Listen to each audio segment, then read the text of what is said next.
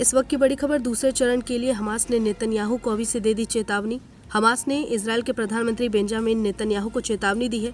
कहा है कि यदि इजरायल संघर्ष विराम के दूसरे चरण से पीछे हटता है तो इससे बंधकों और उनके परिवारों को गंभीर पीड़ा का सामना करना पड़े। इस चेतावनी के बाद इजरायल ने संघर्ष विराम के दूसरे चरण पर चर्चा के लिए एक वार्ता दल को काहिरा भेजने का निर्णय लिया।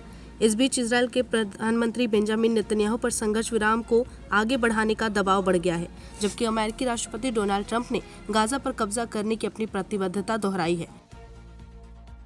इस वक्त की बड़ी खबर। दूसरे चरण के लिए हमास ने नेतन्याहू को अभी से दे दी चेतावनी। हमास ने इजरायल के प्रधानमंत्री बेंजामिन नेतन्याहू को चेतावनी दी है। कहा है कि यदि इजरायल संघर्ष विराम के दूसरे चरण से पीछे हटता है तो इससे बंधकों और उनके परिवारों को गंभीर पीड़ा का सामना करना पड़े। इस चेतावनी के बाद इजरायल ने संघर्ष विराम के दूसरे चरण पर चर्चा के लिए एक वार्ता दल को काहिरा भेजने का निर्णय लिया।